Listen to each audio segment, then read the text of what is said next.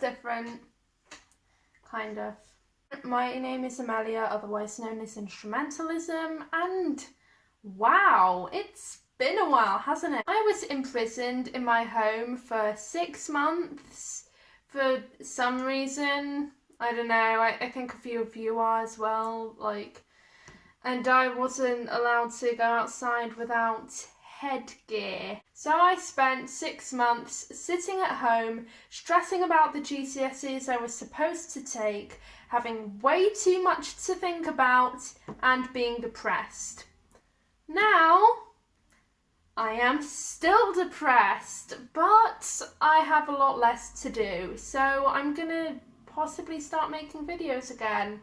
And they're actually scripted this time, so you don't have to listen to me blabbering on about everything. Yay! So today I'm going to talk about something I'm actually really passionate about, motifs. Motifs are something that you see in pretty much every piece of music. Well, not every piece of music. You always get the snobby composers who are like, oh, I'm going to push the boundaries of music and do something unnecessarily stupid, but that isn't music, so let's move on. Motifs are the things that make the piece have direction and actual ideas. Not having motifs in a piece is like not having plot points in a story. And without plot points in a story, you just have a dictionary. However, it should go without saying, it clearly doesn't, but it should, that you can't just have motifs. You need to do something with a motif. Literally playing the same thing over and over again is not music, it's minimalism. If you want a good piece, both technically and audibly, you need other stuff. Theme and variations are a simple yet very effective way to do this, since you only need to think of one idea and then you can just repeat it and do different things with it every time. That's why they're so popular. Composers have something really quick and easy to do, and listeners have something that's straightforward yet really interesting and nice to listen to. You know what's boring? Listening to the same 4 notes over and over again. Now, do you see where I'm going with this? No? Well, then let me present you all with the ugly truth, so you're going to have to brace yourselves here. The first movement of Beethoven's Fifth is terrible. Utter rubbish. I mean, think about it. When is the first time that something actually happens? Something that isn't the original motif. Bar 59, when the second theme comes in.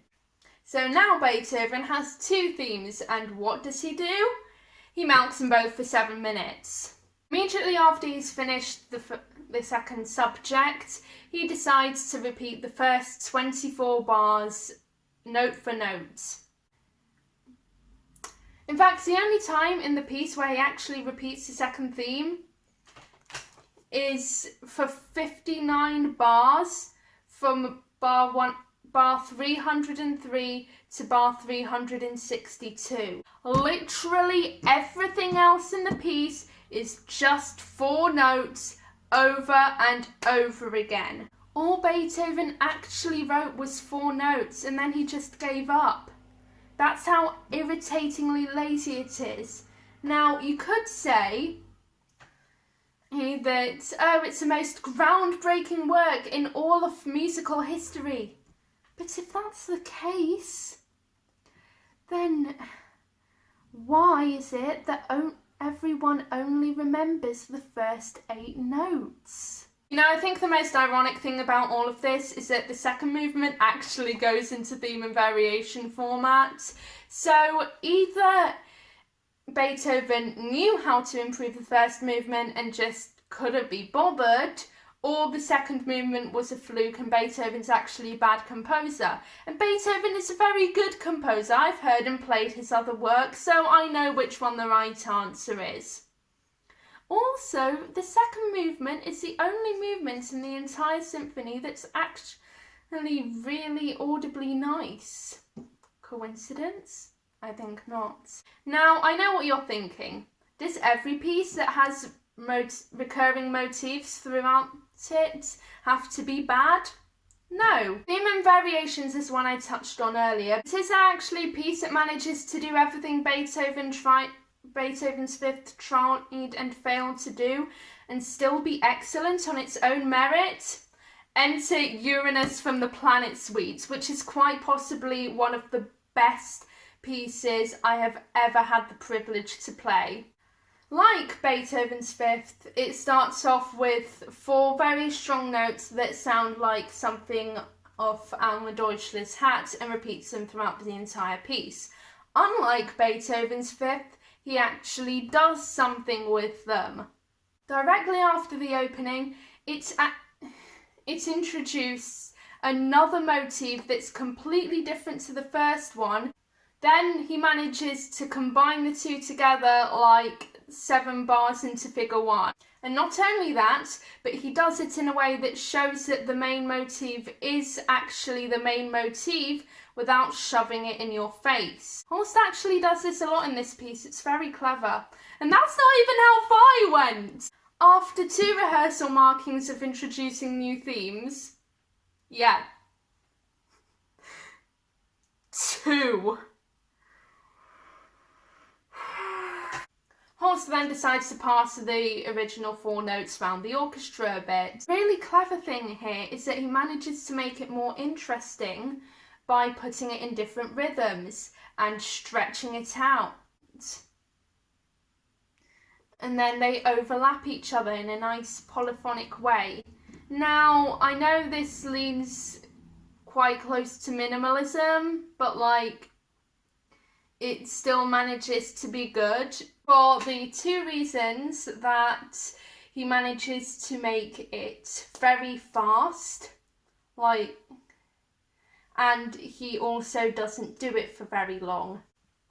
Then he manages to have the 4 notes go down the entire wind section in the span of 3 bars. 3 bars!